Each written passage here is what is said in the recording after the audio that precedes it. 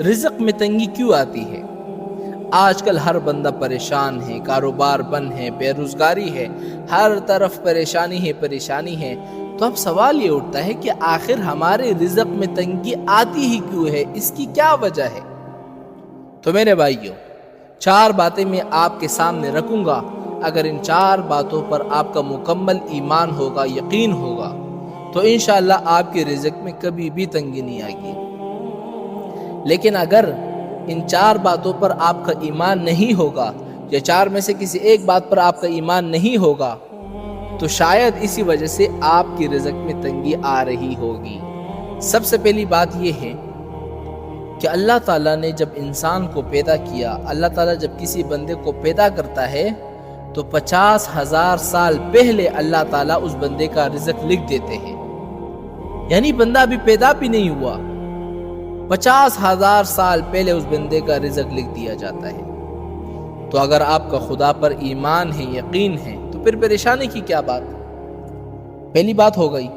دوسری بات یہ ہے کہ اللہ تعالیٰ قرآن مجید سے فرماتے ہیں وَفِي السَّمَاءِ رِزْقُكُمْ، تم لوگوں کا رزق تو آسمانوں میں ہے، زمین میں تو ہے نہیں۔ کیا معنی؟ یعنی فیصلہ تو صرف اللہ تعالیٰ نے کرنا ہے نا۔ 2 چیزیں ہو گئی۔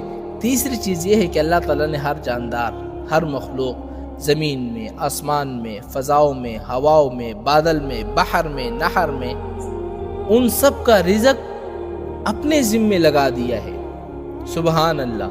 حالانکہ اللہ پر تو کوئی چیز واجب نہیں ہے نا، لیکن یہ اللہ تعالیٰ کا کمال ہے اور رحمت ہے کہ قرآن میں ہے نا وَمَا مِن دَابَّةٍ فِي الْأَرْضِ إِلَّا عَلَى اللَّهِ رِزْقُهَا، کہ ہم پر واجب ہے ان سب کا رزق۔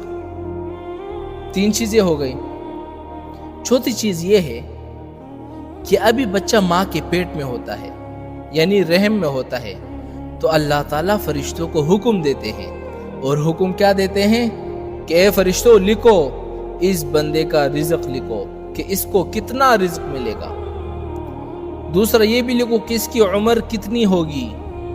تیسرا یہ لکھو کہ اس کی موت کب ہوگی اور کہاں ہوگی۔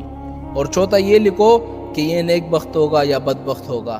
یعنی ہر چیز لکھی جا چکی ہے۔ یعنی ابھی بندہ ماں کے پیٹ میں ہوتا ہے، باہر بھی نہیں نکلا، تو اللہ تعالیٰ نے ہر چیز پہلے لکھ دی ہے۔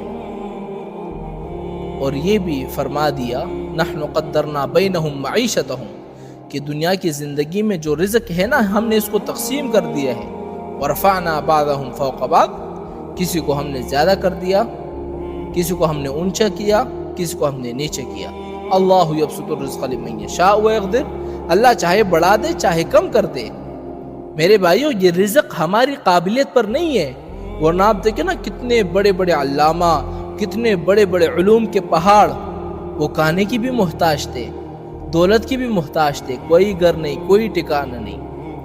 تو اگر ہمیں اللہ کی ذات پر ایمان ہے اور اللہ کے فیصلوں پر اگر ہمیں یقین ہے، تو پھر پریشان ہونے کی کوئی بات نہیں ہے۔ اس لیے ایک روایت میں آتا ہے نا کہ انسان کو جیسے اس کی موت ڈھونڈتی ہے نا، رزق بھی ڈھونڈتا ہے۔ یعنی موت اس کو ڈھونڈتی ہے کہ اس کو کہاں پر مرنا ہے، وہیں اس کو موت آتی ہے، تو رزق بھی اس کو ڈھونڈتا ہے۔ اس بندے کو اس وقت تک موت نہیں آئے گی جب تک اس کو اس کا پورا رزق نہیں ملے گا۔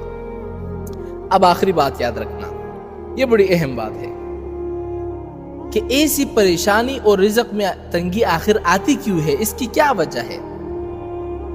آپ اچھا خاصا کھا رہے پی رہے ہیں، بڑے کام چل رہے ہیں، کاروبار میں فائدہ ہی فائدہ ہے، ہر طرف سے نفع ہی آ رہا ہے۔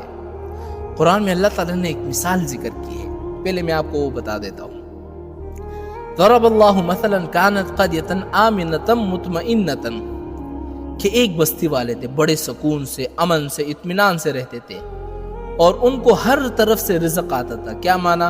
یعنی آسمان سے بارش برستے تھے، زمین سے پھل نکلتے تھے، کاروبار میں نفع ہی نفع ہو رہا تھا، ہر طرف سے ان کے لیے رزق کا انتظام اللہ تعالیٰ نے کر دیا۔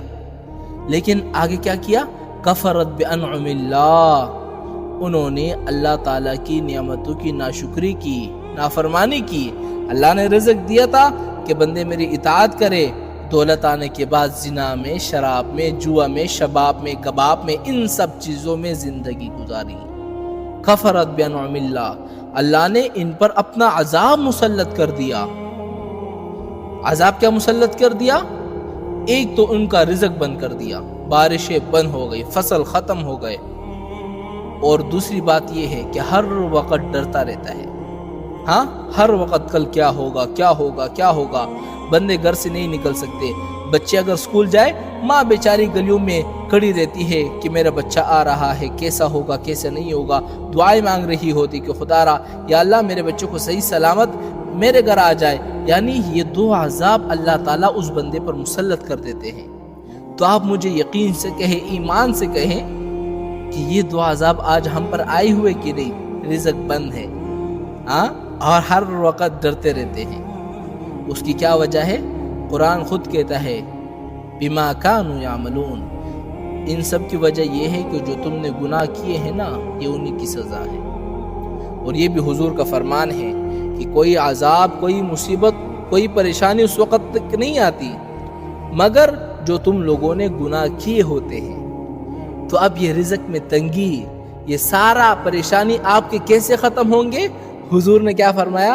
الا بتوبۃ، جب تک بندہ توبہ نہ کرے۔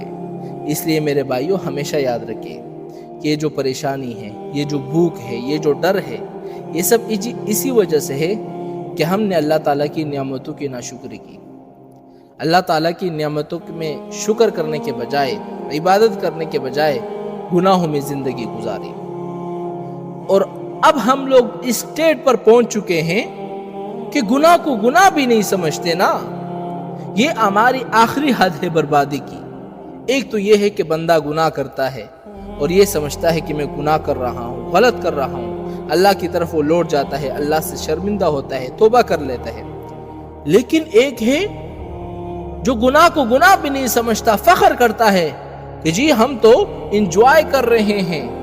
آج شادیوں پر، بڑے بڑے ہوٹلوں میں، کلبوں میں، آج بڑے بڑے پارٹیوں میں ایسے ایسے گناہ ہو رہے ہیں کہ ایسا معلوم ہوتا ہے کہ ابلیس ان علاقوں سے چھٹی کر گیا ہے۔